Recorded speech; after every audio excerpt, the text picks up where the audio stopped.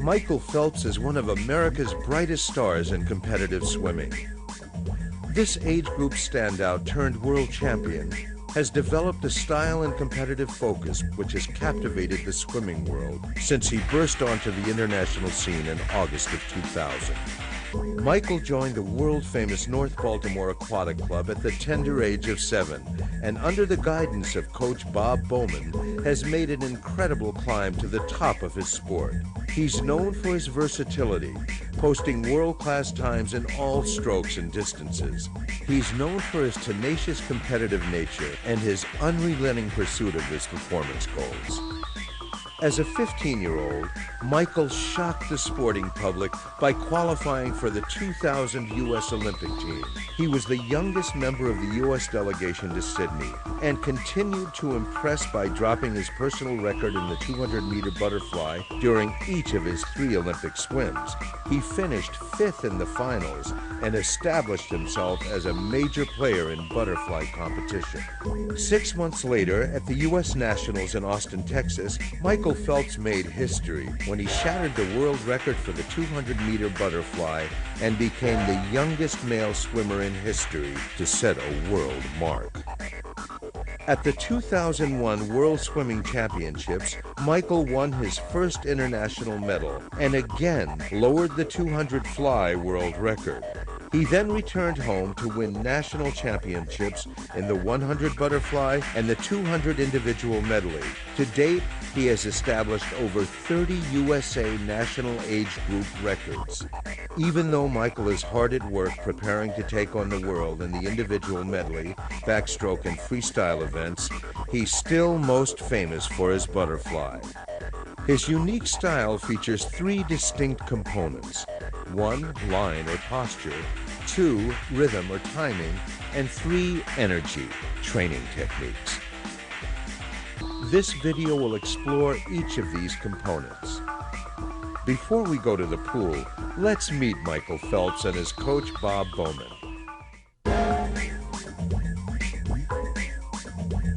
Hi, I'm Bob Bowman, and this is Michael Phelps, the youngest man ever to set a world record in swimming. Today, we're going to get to know Michael, find out what makes him tick, and take an in-depth look at his world-famous butterfly stroke. Michael, how did you get involved in swimming? Well, I've always grown up around the pool, having 2 older sisters, both of them national level swimmers. I've always been poolside with them, watching them practices, meets, and I think when I was about 6 or 7, I decided to give it a shot and see what I could do. You know, I understand that when you started swimming, you had a little trouble putting your face in the water. I think so. I was a little scared, a little nervous about doing new things, and I definitely was a little scared, so I decided to start on my back, learning backstroke. What do you enjoy most about swimming? You have to work to get what you get, and you can't just go in and say, okay, I want to break a world record today, and go out tomorrow and swim in any meet you want to and break a world record. I think it takes a lot of time and a lot of effort to get where you want to get, and I think that's saying a lot because you're achieving everything. And I think that's other sports, sometimes you just have a lot of, I guess, natural talent and you can just do anything you want, but in swimming you have to have both.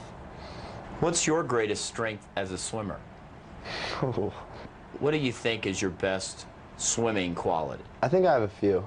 I love to race, I love to compete, I love, I guess, coming in and training every day.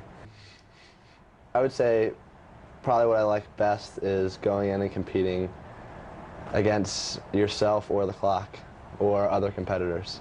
In what area do you think you could improve the most? Turns are definitely a big thing I need to improve in. My breaststroke I need to improve in. Yes. Some specifics, and definitely dive. When you were a young swimmer and you were swimming on your back in the stroke clinic and not getting your face wet, did you ever think that you might be a world-class swimmer? You know, it's always been a lifetime dream for me to be a world-class swimmer, be an Olympian, be a world record holder. After, like, I guess, the work that I've put in over the past few years, I think it's sort of starting to pay off. Who's your favorite sports figure?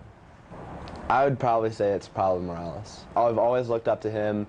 I have autographs, shirts, posters hung up in my room, so I think he's probably one of the people that I really look up to just because he was a world record holder, he was Olympic gold medalist, and he was a butterflyer. Before you race, what do you do to get yourself mentally ready?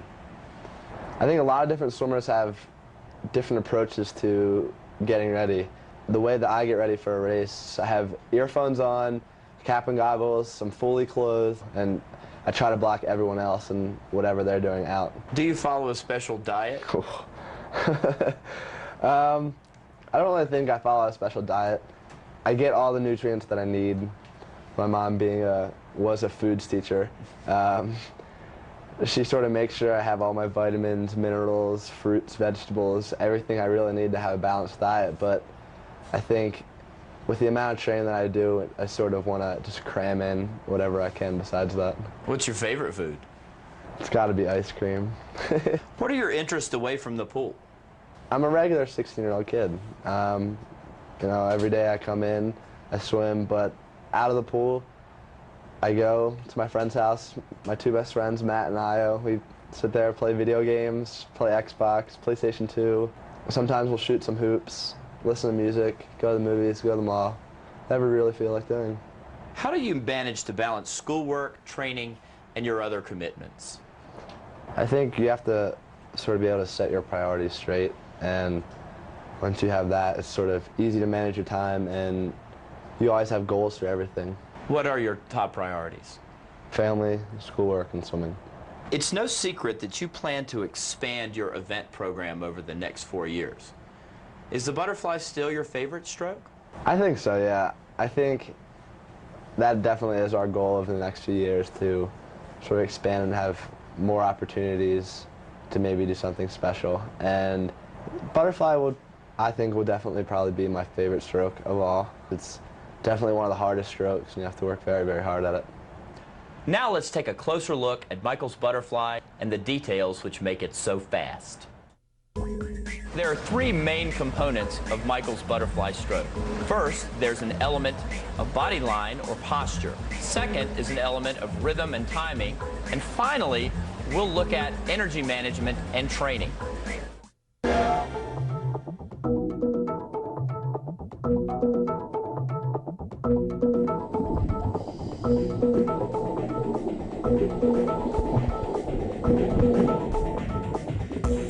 Notice that Michael's torso rides high on the surface of the water. His head is carried in a neutral position with a flat neck.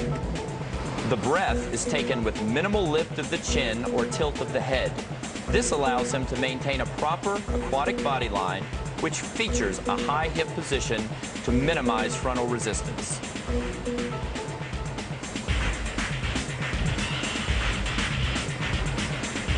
Michael's back and torso remain mostly horizontal through all phases of the arm stroke.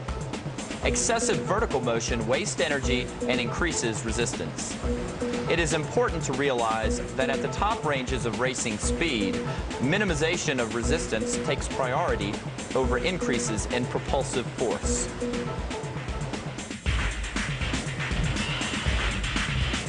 Michael's arms move forward with elbows nearly straight and low over the water. He uses the action of the recovery to create forward momentum. Note the careful, soft entry of his hands into the water. They carry little air underwater, and they enter without upsetting the oncoming flow of water, which is created as the body is propelled forward. Michael transitions into the outsweep with minimal loss of velocity and quickly employs a high elbow catch position. His hands accelerate under his torso and sweep out just below his hips. Of special importance is the manner in which Michael releases the water prior to full extension of the elbows. By releasing the water at this point, Michael's hands can cleanly exit the water and get into the above water phase with little loss of velocity.